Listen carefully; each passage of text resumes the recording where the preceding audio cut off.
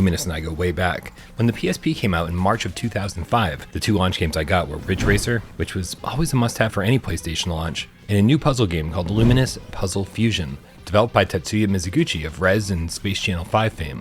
What I didn't know then was that originally Mizuguchi-san wanted to make a Tetris game that blended music and rhythm with the trippy visuals, but he couldn't get the rights to Tetris, so he made Luminous instead. Of course, he would get the rights to Tetris 15 years later and make Tetris Effect, a trippy VR-enabled version of the classic puzzle game. And now with the release of Luminous Arise on PS5 and PSVR2, we've officially come full circle.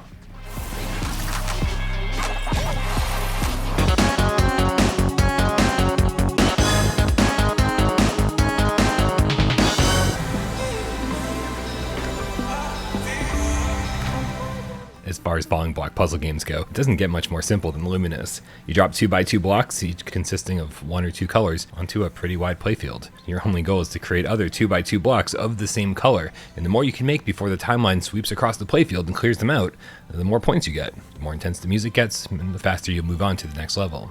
And all of this is accompanied by a great soundtrack, which comes from Hidelic and Takako Ishida, who did the Tetris Effect soundtrack too. So expect some great songs,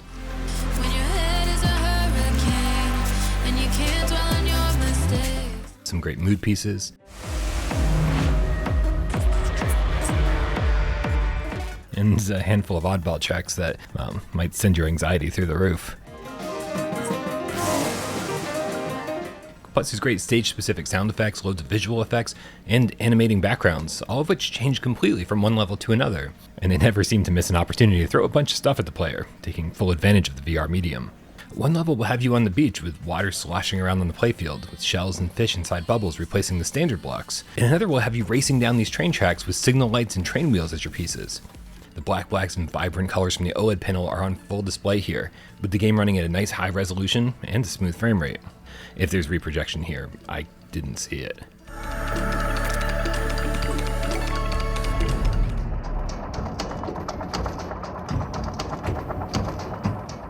The single-player campaign has 35 stages and will vary from ones specifically focused on the music or cool visual effects to ones being almost ASMR-centric, so you probably want to put on some good headphones while you play.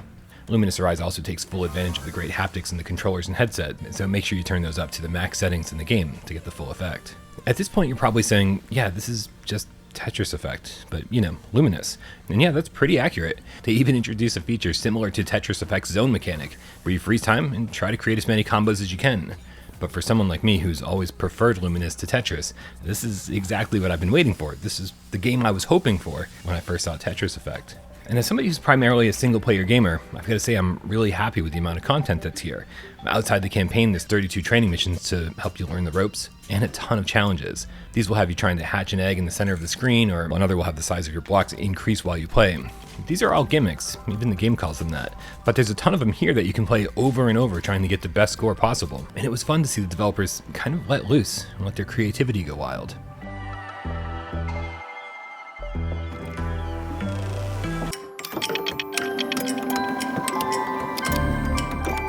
I tried using the Sense controllers and they work great, I guess. I mean, any mistake I made using the Sense controllers was my fault. But my guess is that anyone who plays these kinds of puzzle games that require fast, precise inputs is going to want to use a D-pad instead of an analog stick, especially in multiplayer where every second counts. And that leads me to my only real complaint about Arise, and that's that the multiplayer is very limited. Local multiplayer is reserved for flat-screen gamers only. Now, there are a bunch of asynchronous leaderboard challenges that are fun, and I'll probably spend a lot of time playing these, but there's only one actual, real multiplayer game mode. It's 1v1, and the more blocks you clear, the more the walls start closing in on your opponent. Now, these walls can be broken if you create blocks adjacent to them, so there's a lot of give and take here, and winning will improve your rank online. But I would have loved more game modes, and I don't know, support for 3, 4, 5, 6, 7, 8 players, but it is worth noting that Tetris Effect didn't have any multiplayer modes at launch, and it wasn't until almost 3 years later with the Connected update that we got any online multiplayer at all. So we are starting off in a much better place with Luminous. Let's just hope that Enhanced Games keeps updating the game after launch.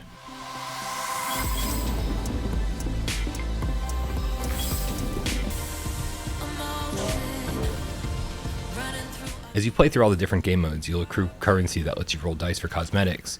See, you've got this little me-style avatar, appropriately called a Lumi, Yeah, I think that's intentional. That you can outfit with all sorts of different shaped heads, designs, and I don't know. I guess it'll be fun grinding for some of this stuff, but right now I'd be lying if I said I was into any of it. We'll see. I don't know. Maybe it'll grow on me.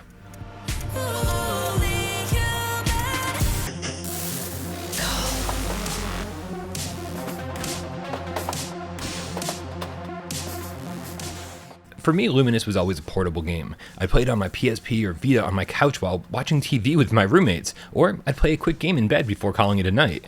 It was never something I was giving my full, undivided attention to. But Luminous Arise made me ditch all those preconceived notions about what a Luminous game should be, and it forced me to tune out the rest of the world by putting on a VR headset and over-the-ear Pulse headphones, and completely lose myself in the audio, visuals, and vibrations. It's like therapy, but way cheaper. And yeah, as a bigger fan of Luminous than Tetris, Luminous Arise is the one I prefer. Now just give me some more online multiplayer modes, and this will be practically perfect.